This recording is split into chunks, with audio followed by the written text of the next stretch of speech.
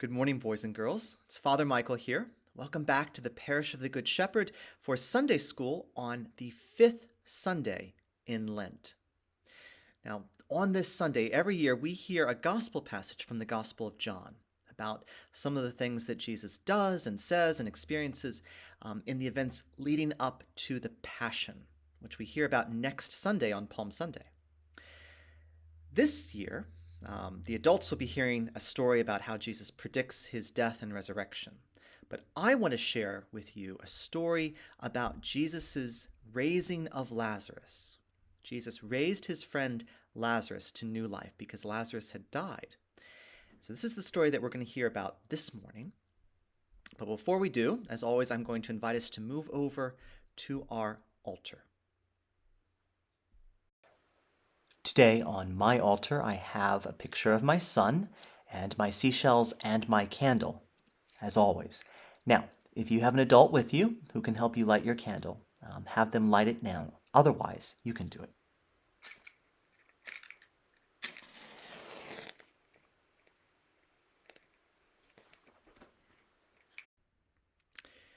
A reading from the Holy Gospel of our Lord Jesus Christ according to John.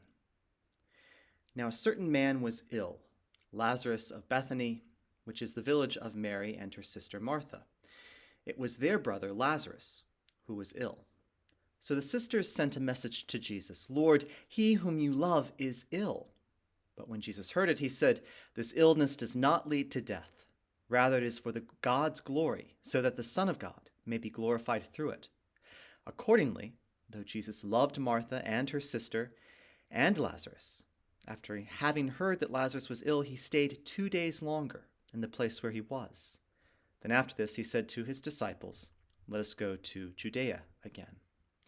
When he arrived, he found that Lazarus had been in the tomb 4 days. Now Bethany was near Jerusalem, some 2 miles away, and many of the Jews had come to Martha and Mary to console them about their brother. When Martha heard that Jesus was coming, she went and met him, while Mary stayed at home. Martha said to Jesus, "Lord, if you had been here, my brother would not have died. But even now I know that God will give you whatever you ask of him." Jesus said to her, "Your brother will rise again." Martha said to him, "I know that he will rise again in the resurrection on the last day." Jesus said to her, "I am the resurrection and the life. Those who believe in me, even though they die, will live. And everyone who lives and believes in me will never die. Do you believe this?" She said to him, "Yes, Lord, I believe that you are the Messiah, the Son of God, the one who is coming into the world." When she had said this, she went back and called her sister Mary. When Mary came where Jesus was and saw him, she knelt at his feet and said to him, "Lord, if you had been here, my brother would not have died." When Jesus saw her weeping, and the Jews who came also with her weeping, he was greatly disturbed in spirit and deeply moved. He said, "Where have you laid him?" And they said to him, "Lord, come and see." Jesus also began to weep. So the Jews said, "See how he loved him." Then Jesus, again greatly disturbed, came to the tomb. It was a cave, and a stone was lying against it. Jesus said, "Take away the stone." Martha, the sister of Lazarus, said to him, "Lord, already there is a stench because he has been dead 4 days." Jesus said to her, "Did I not tell you that if you believed, you would see the glory of God?"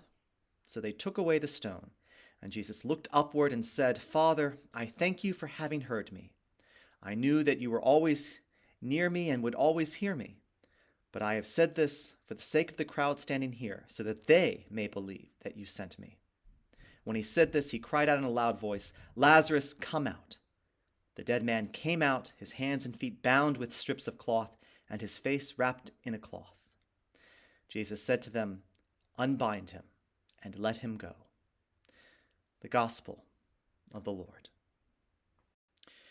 Now in that story, Jesus waits before going to see Mary and Martha and Lazarus, even though by waiting, Lazarus was going to die.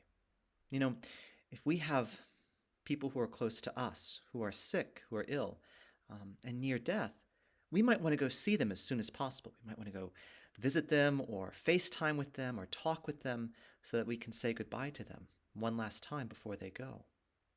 But Jesus doesn't do that. He waits.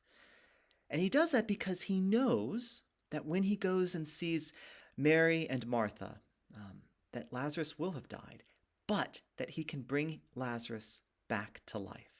And Jesus knows he has to do this as a sign of all the things that God will do for everyone in the future. Right? This is a word called foreshadowing, which is a big word. But what foreshadowing means is that this event gives a little hint of what's to come. And what's to come is that everyone who dies gets new life again through Jesus Christ, that Jesus raises all of us up on the last day, as Martha proclaims in this gospel passage. Lazarus, though, gets a little head start on all of us, so that Jesus can show this to everyone who's gathered, to show exactly what God can do. Now, this might be a little hard for us to think about because it does deal with death, and death can be scary at some times. So I encourage you to think about death and to talk to your parents about it, right? No one really knows what dying is like. Some people think it's like falling asleep, and then one day you wake up because Jesus has brought everyone back to life. Some people think that when you die, you sort of go to heaven and you get to see all of your family and friends, people who have passed on before you, and you're surrounded by love.